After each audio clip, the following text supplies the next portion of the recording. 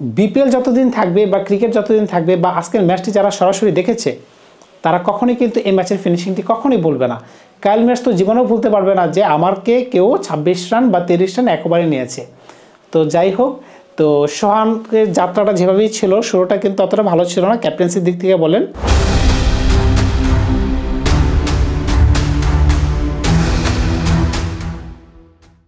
নামটা কিন্তু মনে রাখবেন আপনারা, নুরুল হাসান সোহান, যে কিনা রংপুর রাইডার্সের ক্যাপ্টেন।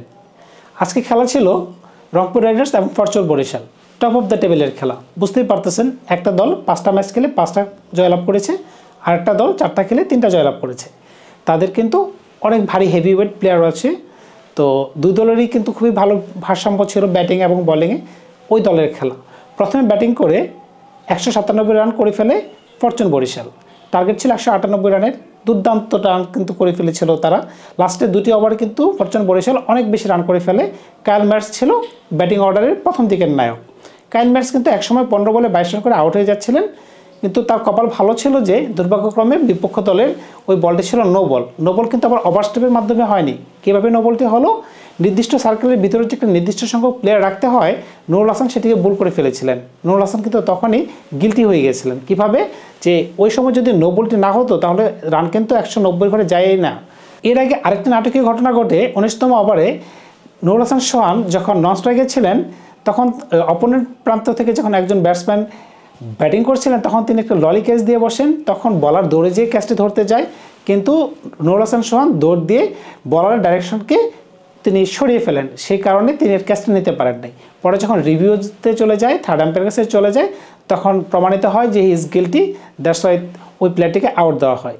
তো বুঝতেই পারতেছেন নুরুল হাসান সোহানের উপর কিন্তু অনেকখানি আজকে দায়িত্ব ছিল।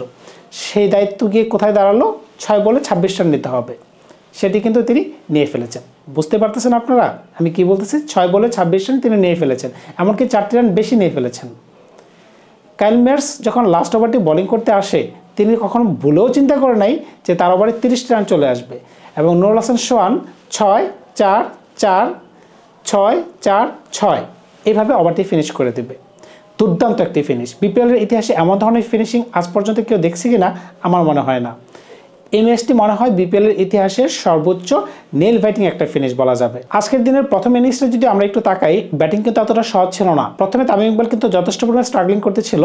যখন ইফতেখার আহমেদ বোলিংয়ে এসেছিলেন তখন কিন্তু তিনি একটু শেকল থেকে বেরিয়ে আসছিলেন। কিভাবে 6-4-6 এভাবে রান করেছিলেন। আজকের দিনে সবচেয়ে উল্লেখযোগ্য একটা বিষয় হলো, যখন ব্যাটসম্যান একটা বাউন্ডারি মারে তার পরে বলে আবার আরেকটা বাউন্ডারি মারে, এমনকি পরে বলে আরেকটা বাউন্ডারি মারে, মানে টানা 6-4-6।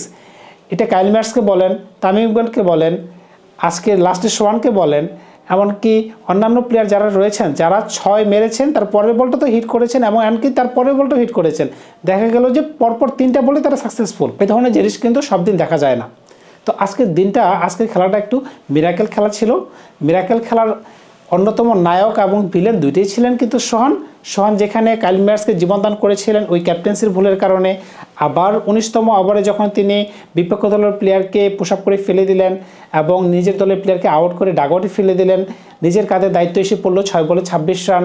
সেখান থেকে নিজের দলকে তিনি জিতিয়ে এখন তিনি আবার টপ অফ দ্য টেবিলে বসে গেলেন। 6টি ম্যাচ খেলে 6টি উইনিংস।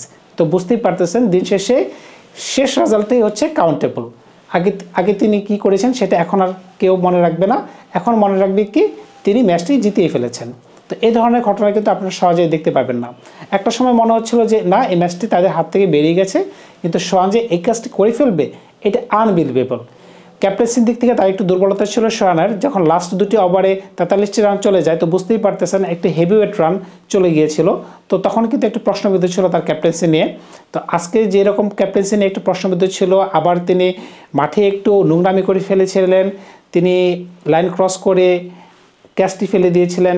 তারপরে এই খেলাটি যারা দেখেছেন সেটি আপনারা আজীবন মনে রাখবেন। বিপিএল রক্স, বিপিএল যে সুন্দর খেলা উপহার দিতে পারে সেটি আজকের জ্বলন্ত উদাহরণ। তো আজকে বিদায় নিলাম, ধন্যবাদ সবাইকে, ভালো থাকবেন আপনারা। নুরুল হাসান সোহানের জন্য শুভকামনা রইল। সে কি এখন সিলেক্টের দিকে তাকিয়ে আছে যে তাকে কি চ্যাম্পিয়ন্স ট্রফি দলে নেওয়া হবে নাকি? তো আমি এখন কিছু বলতে পারতেছি না, তো দেখা যাক কি হয়। ধন্যবাদ সবাইকে।